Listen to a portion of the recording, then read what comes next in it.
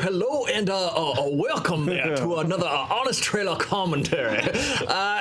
What am I doing? Hello, we're talking about Knives Out today, starring Benoit Blanc, Daniel Craig, and his deepest fried molasses voice. I say. Yes, a fun film that I think we all enjoyed, but we still make fun of it. So if you're watching this show, you get to hear about our true, uncensored thoughts on the movie. Stick around, you'll see some deleted scenes, a little tease for next week's Honest Trailer, and responses to comments and questions. All right, yeah. Joe Starr is in the Deep South himself at the moment. Yeah. A mysterious disappearance. And we've lost the lovely Danielle Radford for a month on a new writing assignment. So congratulations, Danielle. Congratulations. A tip of the cap, doff my cap to you, ma'am. Long deserved. Yeah, but Dan and Lon are here. Single piano key. Dan, how's my southern accent? As realistic as Daniel Craig's. Okay, good. That's not. I love him in this movie, but this is a very cartoonish. Foghorn Leghorn would look at that and be like, "Oh, I say, that's a little over the top there, son." Yeah. Do you think, is it possible that Benoit Blanc is purposefully putting on a crazy accent to like throw people off? Do you think that's in the realm of possibility, or is it no? It's just he has a very heightened world that they live in. Everything in this world is very heightened, and I thought I understand the people that were not on board. I was very much on board as a fan of Daniel Craig's gonzo wacky performances, because he can be a little bit of a pill sometimes on screen. Like James Bond, he's been very sedate lately. I like when he's in a movie that lets him just be kind of weird. Logan Lucky is the other one, where he's doing a big crazy voice and it's an over-the-top kind of character. It's weird. I feel like he's just feels so free when he's not in the Bond suit that he feels like he has to go up to 11 with every comedic part. Just because he has so much pent-up rage from having to play James Bond. It's true. I mean, I just think there's also a thread in the movie of Benoit Blanc is so eccentric, and I think to me part of the idea is this an affectation, like the piano stuff, and we even bring it up in the trailer where he's constantly fidgeting with stuff, and I don't know, I feel like they might be trying to do like a Columbo, don't bring Columbo. I like this movie, but don't bring Columbo's name. But like Columbo, where it's like he sort of acts like he's like a wacky character, but a lot of it is just kind of wacky. He's just rumpled. He's just gauging, like he's playing the fool a lot of the time. Okay, you got me. I'm gonna go. Oh, I just went right there. He's acting like he's a lot less savvy than he is, and I feel like there's some hints that Benoit Blanc is actually not very savvy in terms of the genius detective consultants. It's Sherlock, Columbo, 3 through 17. Benoit Blanc. Yeah. It's true. Yeah. What else do we have to say about this film that's not covered in this thing? It was a tougher one because the good movies are hard to do, but at the same time, it was one that people A, saw, B, liked, C, wanted. Which is great. To do. Whodunits don't get made or seen very often. No. I guess Murder on the Orient Express did good. Murder on the Orient Express, and there's going to be Death on the Nile this year, and then a Benoit Blanc spinoff, supposedly, in the next coming years. But I feel like that and the endless Sherlock remakes are more a factor of them just being public domain stories. Well, Sherlock is different. Sherlock is the star of the show. Whereas I feel like these ensemble pieces, yes, the detective is sort of the central figure, but it's also about all of these other people. It's also a good way. It's a new original story with new original characters, but it is still a formula that people know. So there is still that element of familiarity, which was where you can run into trouble. It can be hard to market a totally original story sometimes because people want to know what they're getting into. You know what you're getting into with a whodunit. It's even if the situations are different, we're going to meet a big ensemble of characters. Any one of them is going to have a motive. We'll get it. We're going to all be at the parlor at the end. Right, you sort of still know what you're getting. Yeah. All right. Well, let's watch Knives Out, the honest trailer. Yeah, not the homework. And then the movie. The following trailer is rated S for spoilers. It's a whodunit, and we're going to tell you who did it, okay? Oh, I think we turned our headphones. I turned our headphones. I'm just going to disappear for a moment. Yeah. Okay, you can roll the trailer. We'll just, we'll all, I'm the following trailer is rated S for spoilers. We have to do that. Okay. There we go. There's a little bit of a delay in the headphones, just so you know. From the director who ruined your man-childhood comes a film about how if you act like an entitled dick, women and minorities will take away everything you ever loved. No, not that one. The new one. And mute thread. So pause. Rian Johnson. Themes to his work? Or is it just a coincidence? I think that we are doing the thing that we do where we take a similarity and, simplify it for comedic effect. I think the similarity to all of his work is that he wants to take something that and twist it different. Yeah. From Brick to Looper to Last Jedi to Fly. Fly? That episode of Breaking Bad. The first time I ever heard anyone bitch and moan about Rian Johnson was that Fly episode. Yeah. Because it was so different and weird and what's going on, but then he went and also directed many other great episodes. So I think he likes to take something and we overused it, but subvert your expectations and do something unexpected. So I think that this film, he was more vocal with the things that he doesn't like and that annoys him than really any of his movies before. Like, you can tell in this one more than any other. He's complaining about stuff. I think part of it is he gave himself this Greek chorus of awful. Like, he's got this family. He's establishing that they're jerks. Their whole role in the film is to be these kind of rich assholes. And so I think he's kind of using them. Like, he can put anything in their mouths. But it got to the point where some of them are just complaining about, Netflix and the streaming wars and stuff like that. And I think that, he enjoyed that. They're like, anything I have these characters say, it's like I'm making fun of it without having to come out and say, hey, I don't like this thing. Yeah, it wasn't that straightforward for me, though. I felt like he hit it under what I thought was a very clever layer of they think they're good people. Like when they would, we love Marta, but no one knew where she was from. Or like when Don Johnson just handed her the plate, after talking about how much he loved her. Or, everyone going up, it's like, oh, I wanted you at the funeral, but I was outvoted. Just this idea of these people who they're just a-holes. They're just nasty people, and they'll do or say anything. It didn't seem quite as on the nose as I think a lot of people may have found it to me. I think it's really, you're just telling the story about these people that are they're awful people. Well, they're just really the worst people. It's still, there's levels to it.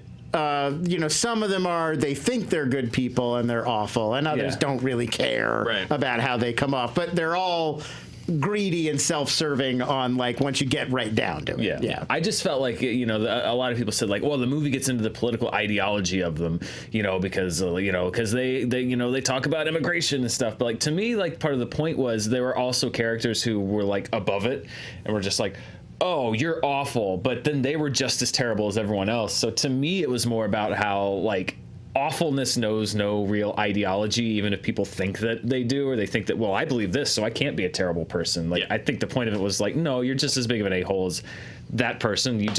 You think that because they think this way, you're not an a-hole, or they are not, it's just, no, you're just awful. You're terrible people in general. You're awful. Every flavor of a-hole was represented in this film. All right, let's keep going.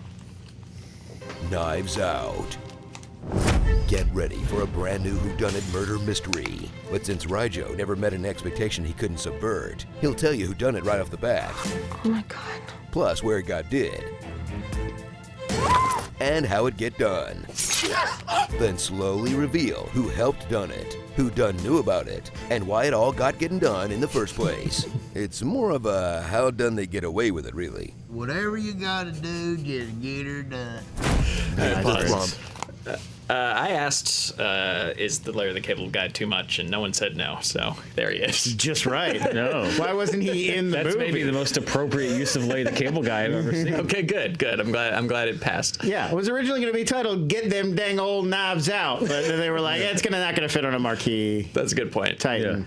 So like you said, it is. He likes twisting what you think you're getting. One thing that didn't make it in, but I thought ran throughout, is the meta-ness that everyone seems to realize they're in a mystery movie. Everyone makes a lot of dialogue choices that's I hope the ending has a big flourish. Well, also it starts with Harlan Thrombey lives in a house that is like a murder house that's based on his loves mystery novels. Right. Like, just the fact that it's taking place in a set seemingly established for a murder mystery to happen in, which is kind of a trope that they've taken from Sleuth. Yeah. There's that 70s movie Sleuth that they remade. Michael Caine's in both versions. And that's also about a guy, like the person who the crime happens around is obsessed with murder mysteries and already lives in this house with all kinds of like secret pathways and compartments. And so it's, like murder mysteries happening to people who are already fascinated with murder mysteries. Just like the, as I've surmised from several 15-second promos, also the plot of Castle. Is it? Yeah. Okay. Isn't he like a detective? He is a writer who writes detective novels. Right. He's a writer who uses his influence. Mara is a huge fan of Castle, so I can speak to that. Okay. He is a writer who uses his influence to tag along on cases with this detective, but of course he gets involved and uses his writerly knowledge to there you go. It's ostensibly research, but he And he's like tied up. Like, you started a sentence with a preposition. You have to it's untie me. It's funny because like everyone has bulletproof vests that say police and his says writer on it. That's funny. He tags along. It's like He helps. Lucifer. It's the same setup as Lucifer. He's Satan, but he tags along with the LAPD while they solve murders. Is that real? That's true. That's my what God. Lucifer's about. I swear. I'm not making that up. That's what the show Lucifer's about. This is like that. What was that SNL sketch? What is burn notice? Yeah, no, that's real. He's Lucifer. He lives in LA. He runs a nightclub, but then he's just like, I can use my powers to help them solve crimes. Wait, why is he's the devil? He's why is he Morningstar, helping the devil. police? Because he likes this one lady cop. He decides to help her. It's true. It's what He happens. betrays his entire primal nature because he has a crush on a cop. No, because if you think about it, like he's still going after sinners, he's just in this slightly it's a modified Dexter way. Oh, yeah. I see. Got it. It's not a betrayal of what Satan's all gotcha. about. It's just a tweak. I got you. There you go. He's doing good to do evil. I mean, it's Sometimes really you just gotta- like, hey, he's living it up in L.A., and this is a diverting thing for him to do. Does he have horns or a tail or anything? No, he just looks like a guy. It's just like like- a devil's advocate. He's on Earth, Yeah. Wow. I only have Lucifer questions for the rest of this. The rest of this commentary will be Lucifer questions. I see. If he is the devil, why does he do LA's finest solid? Now, was there enough bad behavior happening at his nightclub? Why does he have to go out with the police? This devil club has a devil hole inside it. Oh yeah. Okay, let's table that and keep watching A that. lot of Lucifer questions. Whatever you gotta do, just get her done. Meet Also the in Lucifer. Thrombies, heirs to the world's most sumptuous sweater collection. And a mansion that looks like an Applebee's themed escape room. Their patriarch is Christopher Plummer, the best actor to ever get typecast as the wealthy head of a miserable catch. rich family. Thank you. When his suicide is ruled a murder, everyone is a suspect because he spent the night giving his entire family reasons to kill him. This is the last money you will get from me. Dad, are you firing me? Harlem was cleaning house. Not a red dime or word of my work to a single one of them. You included. I mean, come on, man. Don't you know cutting off your relatives is the number 2 This is fun, cause right? of death in rich people? See? Right behind yacht So mutiny. pause. Yeah. I think he wanted to die. This guy wanted. He didn't mind dying. He certainly didn't mind. He had the whole plot right there, ready to go, just in case something like his medication getting switched. Well, happened. he did do the thing of like he cut off the entire family, and he is a murder mystery writer, so he would probably have suspected perhaps that someone might try to bump him off. It's more than suspect. It's like he was trying to. It's weird get that he himself tells off. Ransom that he's leaving the money to Marta, because that does seem to also put a target on her. Yeah. Like Chris Evans only initiates his plot because he knows that he's got to frame Marta so that she doesn't inherit his money when he dies. Right. So like that wouldn't have happened if he just said like, I'm giving it to charity. Like, And I guess this don't was like tell a him. nice. Well, I guess the money was really tied up in like the film rights. Was that what it was? Like No, it's the publishing. publishing? It's Well, the book. The publishing is where the real money is, and then Michael Shannon's like, we could make a lot more. Yeah. Because Netflix wants to adapt the books. Yes. and he's like, He's you like- can't make movies out of my books. But I guess think I don't after he's have a- dead, that wouldn't be an issue well, anymore. Michael Shannon was the head of the company. Right. Yeah, they could make. Yes.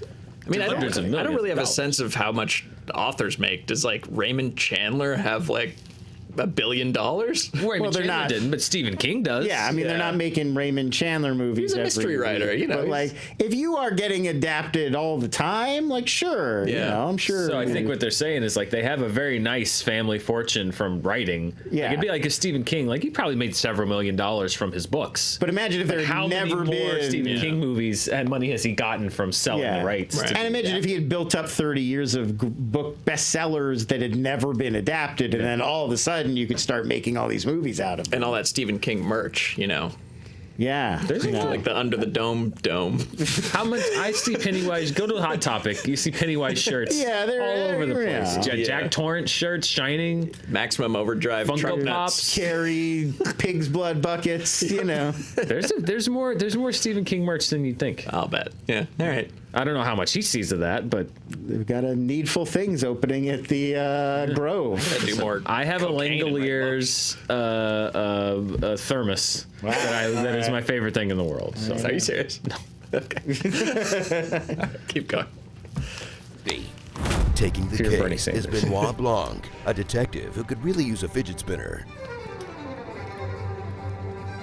Idle hands. Played are by an Lucifer's actor who could playthings. really Does he ever use say a that? dialect Lucifer? coach. Whoa, okay. He's cool. We got He's very footprints. sophisticated. He's more southern than a Confederate flag soaked in deep-fried mint juleps. Yeah, that is hooey. Shut up! Pause. Kentucky The other alts we had for that were more southern than deep fried sweet tea, or more southern than monogrammed cornbread.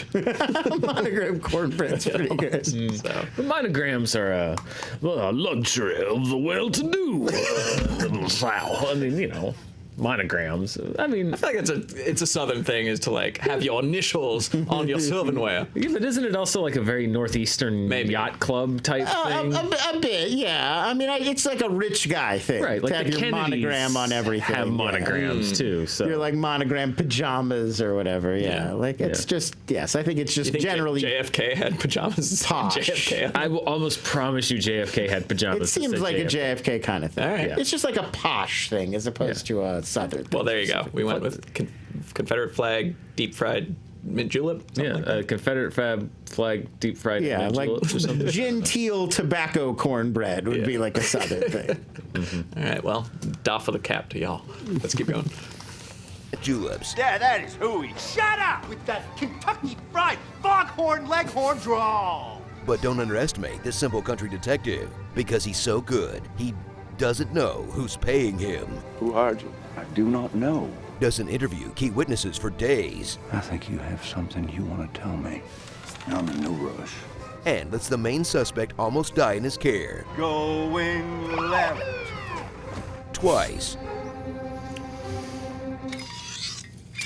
He'll need all the help he can get Pause. from Marta Cabrera. He also doesn't dust for Prince. He gets the money, and we see a flashback of Chris Evans sending him the money without wearing gloves or anything. Like, the whole case would just be if you found Chris Evans' prints on the envelope. Well, and I saw some pushback. It's like, well, he saw the blood on Marta's shoe, so he knew she was involved from the beginning. Like, well, first of all, maybe he could be a total Well, BS. so yeah, you see the blood on the shoe, and you can surmise that she is involved. Well, at least she was present. She's also a nurse who jabs an old man in the arm every night. So maybe there's another explanation for that. We say in a few seconds in the trailer, but like I feel like the movie would be over. And granted, that's why we have movies. It would be boring otherwise. But he could get her in a room and ask 20 questions and be done with it. Like, the throwing up thing seems like a really unfair advantage for him. Yeah, and very convenient for really any cop to be like, I know, you're a human lie detector. I'm just gonna ask you the following yes or no question. Yeah, that's what it is. If this was a Sherlock episode, he would literally walk in and have like the one question to ask her that would solve the whole thing. Is the guy to your left lying? Right. Or whatever? Yeah, it would be like one of those like,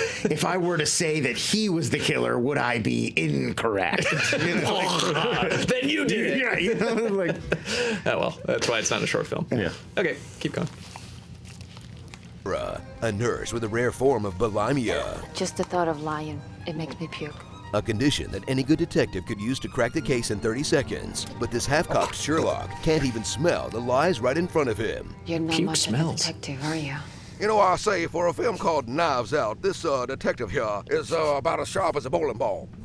So if you love A-listers, A-holes, and Agatha Christie, ride along with the silly fun Not Really a Mystery, where everyone's a red herring, and the most famous guy helped do it in the end. Really, the only question you'll have is how one housekeeper kept an entire mansion full of knickknacks, secret passages, and hidden piles of nurse puke clean. Yet more plot holes from Ruin Johnson. Hashtag remake Knives Out with more puke cleanup scenes. Starring Speaks for itself.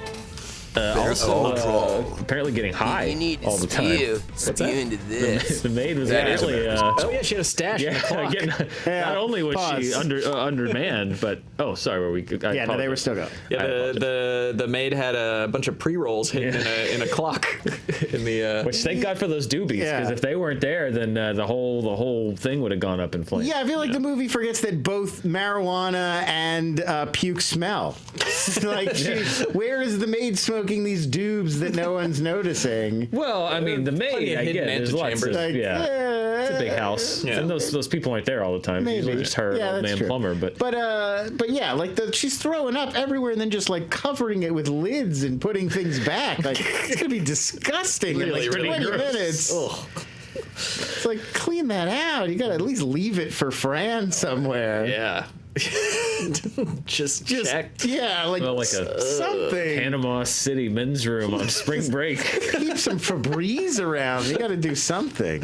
Very inconsiderate. Yeah. All right. Good point. Let's keep going. It is a good point. Better Call Drawl. If you need to spew into this. That is America's asshole. Gonna take this house from the old Frown Strode. Trash Bridges. Michael Caine. Inheritary. 90s TV fans 13 out there. reasons why you're out of the will. Frank Oz, the great and powerful. Get out! Get out! Old Deuteronomy. And Kevin Spacey. Pause. The There was a fun last fact that the woman playing Christopher Plummer's mother is 7 years younger than him. Really? They're like, she's so old, she can't even speak or move. It was younger than Plummer. Yeah. They made her up, Yeah. I think she definitely looks like Judi Dench as a cat with that fur. They buried her under enough hats and furs that she could be anything. And the big glasses, yeah. And this is a reference to, of course, what was the movie called? All the Money in the World. It was one of the movies where he's the head of a rich, sad family. Yeah. With last-minute reshoots replaced Space with Plum. Space. And he got an Oscar nom out of it. Yeah, I believe. Yeah, for fastest acting. Fastest acting. Most under duress. Honestly, it's only an okay movie. He's really good in it. Like, he just came in and nailed it. Yeah. There's that one scene in the desert where it's obvious they throw up a green screen in the parking lot. Yes. But, and there is apparently, I've never picked it out. Apparently, there is one scene where he's in the background and it is still Kevin Spacey. And you can see they didn't have time to reshoot it. You can see that. All right. Okay, let's finish this one. The Last P.I. If Harlan wanted to kill himself while clearing Marta of any suspicion, why didn't he do it in front of anyone else in a house full of people? Yeah, that would have ended the movie early. That's why. It would have been a short film. Yeah. Haha, gotcha, Knives Out. Let's see some deleted scenes. Do we have any? Oh, yeah, I think we do. Just some Starring Book 'em, Dan Craig. Inspector Tangent. The South will surmise again. Nurses foiled again. Gossip Hurl. I say Hurl. If you blow chunks and he comes back, the house is yours. If you spew and they bolt, then it was never meant to be. Kilmore Hurls. Killing Steve.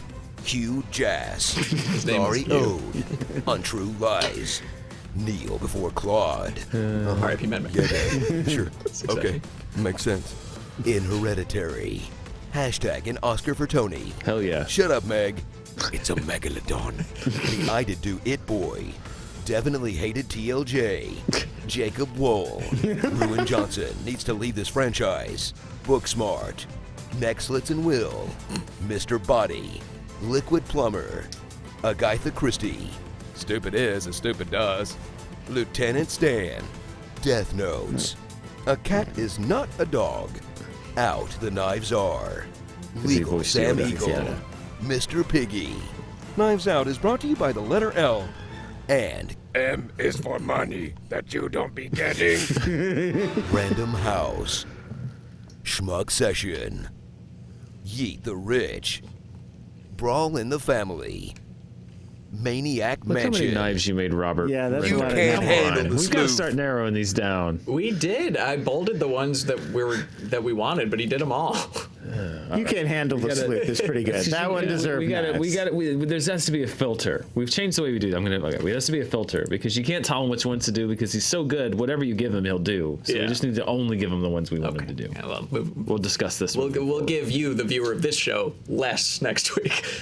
We can still give you the titles, but he doesn't have to render promised it. 5,000 individual knives. Next time this show won't be as good. For the 10 seconds that one of us went, smoke session, like that's 3 hours. Every one of those, that's 3 hours of Robert Holtby's life that we're spending. I always doubt editors when they talk about rendering time. He's not an editor. He's a graphic designer. Yeah, but the time crunch is always in rendering. And I feel like if I were an editor or a graphic designer, I would always just say it's rendering. Have you ever Then I sat and go get a waited for sandwich. anything to render in your life? It is the most painstaking, tedious. But aren't you just watching a progress bar? It takes forever. That's the thing that sucks. Is technically you're doing something, but you can also do nothing unless you're on two completely different systems. Rendering is the devil. And never thought about joining the police solving department. crimes. Never question. In fairness, I spent 3 hours thinking of Schmuck Session, so it's an even share of labor there. Yes, rendering is the worst. Good times. There's also one other. Watch Lucifer. We thought on. I'm gonna guess USA. Netflix. Oh, God. It was on Fox, and then it got canceled, and then Netflix moved it over, and It's now a it's USA on Netflix. show. Because characters are welcome. Characters are welcome. We were gonna do one other tag that was like, because they announced a sequel, and like we're gonna be like Ryan Johnson in the sequel. Benoit Blanc's gonna throw away his magnifying glass, and it'll be about I don't remember some joke. Stop in that. paying attention to clues. Yeah. I don't care about Clues don't help solve anything. Clues are a lie. Throw them away. Yeah. All right. You know who killed Harlan Thrombin Jr.? Nobody. Nobody. No one killed him. As a matter of fact, he was a nobody, and it doesn't matter. That'd be fun. All right. Now here's my replacement, a brilliant woman. Monty, you take over from here. Laura Dern comes in like, I say, who's been murdered? My detective agency is yours. And I don't care who gets angry about it. Now I'm gonna run off in this direction at light speed, which I never told anyone that I could do before. Marta, you're a better detective than I could ever be. Isn't that right? I love it. Okay. And so forth. And so forth. Fill in the rest in your brain. Alexandra Trupel writes, so did we like Daniel Craig's acting, or was it too over the top? I agree with Dan. This was a heightened film, and he was playing a heightened character.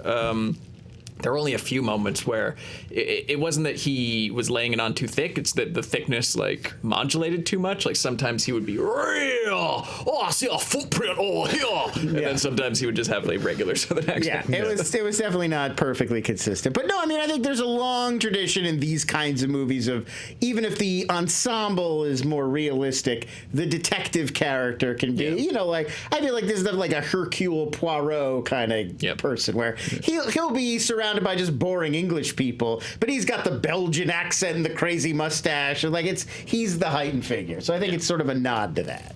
So I liked it. Yep. Dan, you need that pen? No, it's okay. I'll get it later. Jamel Johnson writes, question for the commentary. How far into the movie did you figure out which white person did it? I mean, the movie tells you he killed himself, like right off the bat. And it's like, who helped him or who engineered Or that? like, what were the circumstances that led to this sort of situation? Yeah. I mean, I think that's one thing I liked about the movie is that, you know, usually like when it's a more straight ahead mystery, like here's 20 characters, which one of them is the killer? It feels almost like you can't really keep up. Like there's clues that it could be anybody, and then at the end you figure out who it was. And this, I felt like you're in the game with this movie more. Like you're maybe not totally keeping up, but you're only ever a step or two behind where the detective is, or where the movie wants you. And like that was nice. I enjoyed feeling like I was keeping up. Why did it matter which white person did it? That was all the suspects. All the suspects. Yeah, I mean, it would be really crazy. Well, no, because we knew where Marta was. Marta was the only one who knew exactly where she was and what she was doing. It would literally be Lakeith. Yeah, but she could have been putting on an act that whoops, I gave you the wrong bottle. Like that could have been a misdirect. Yeah. I would have been really surprised if in the last scene she was like evil and had planned out the whole thing. Yeah, I mean, that's something I skipped it because it's a very long commenter question. Pro tip, keep it a little short, then I'll probably read it. But this, someone brought up that like maybe Marta's throwing up thing was shtick, was like that'd be an interesting way to throw like a people Kaiser off. Soze. I puke when I lie, and then she'd be like, haha, I puke anytime. Back when I was in a barbershop quartet in Skokie, Illinois. Yeah. But it would be very cheap because they don't. On a storytelling standpoint, what I like about the mystery genre is when you do interviews and you hear about what happened from a character, you're seeing their version of what happened. And so it's inherently subjective in the sense that, like, if it's revealed later on that something happened there that was different than what they told, it's like the Usual Suspects thing. It's because it's an unreliable narrator. Whereas I felt with Marta, the movie itself was very straightforwardly telling you, like, this is what happened. And so I think it would feel very cheap if later they were to be like, oh no, that was a lie. Like, I felt like that was the movie presenting in a very objective way. But then everything else, it's like, well, maybe it didn't happen that way because this person can't be trusted. The key thing that he does, just in terms of the language of the way the scene is directed, is it's not, when we see the flashback to what happened with her in the attic with Harlan, we're seeing not the version she's telling Benoit Blanc. She's remembering it as he flips the coin. Because then the memory ends, he catches the coin. So that's how we know this isn't what she told him. This is what is in her mind. She wouldn't be remembering a fraudulent misleading memory. So I think that's, as far as storytelling goes, like, that was the clue for me that Marta didn't really have any kind of ill intent, because the rules of storytelling would dictate that if you're going to present it that way and then it's a lie, then that's just cheap, bad storytelling. And Ryan Johnson would never do that. I will say, I was fooled by when he has Ransom befriend her and like take her out for sausage and beans. Which is not a thing. I don't think, is it?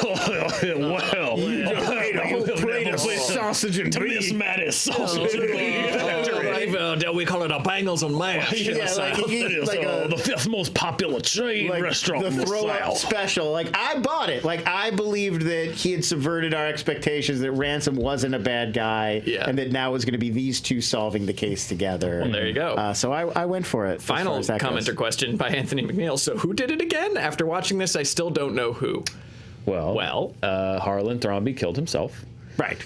Marta believed that she had given him an overdose of morphine, but she did not, because Ransom had switched the medicines thinking that he was going to cause Marta to give him an overdose. So in reality, it was a very tragic thing where they believed an overdose had occurred, but in fact it did not. It's a very kind of a tragedy type thing. And so Ransom killed the housekeeper and tried to make Marta look responsible for Harlan's death. And had arranged for the medical facility doing the blood work to be blown up to cover his tracks. Yes. So there you go. So that's spoiler. Who done it? That's who did it. That's who done it. That's what happened. All right. What are your genuine hopes for Knives Out 2? Do you hope it's this same, there's more carryover of Marta, the rest of this family, or just Benoit Blanc walks into a new room? I think, you definitely do the Poirot, it's the next case, and the only thing that carries over is the detective.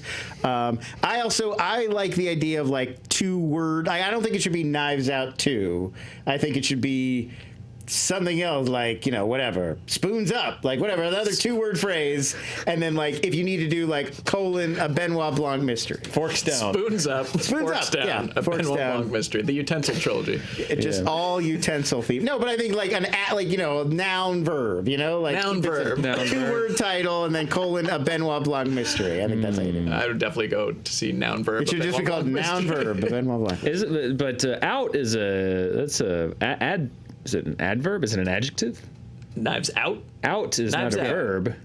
It would be an adjective. No, it's a preposition. Right? Yeah. Out. Yeah. Preposition, right? Oh, so it would be noun preposition. Frank Castle needs to get on this case to help. I wish I had a radical to correct me on my parts of speech. Oh man. Parts of speech, a Benoit Blanc mystery. What do you hope Knives Out 2 is called? Sound off in the comments below, and we hope you join us back here, same time, same place, next week. Let's see. All of these ones are going to be really obvious. So, I hope you don't go cold on us between now and then. And we'll see you then. And we hope you had fun. And we'll see you one more time next Wednesday. Is it Wednesday? But only one more time. Only one more time. That's it. That'll be it. And then there's going to be a murder. Then I'm joining cops to help them write internet videos. All right. Bye-bye.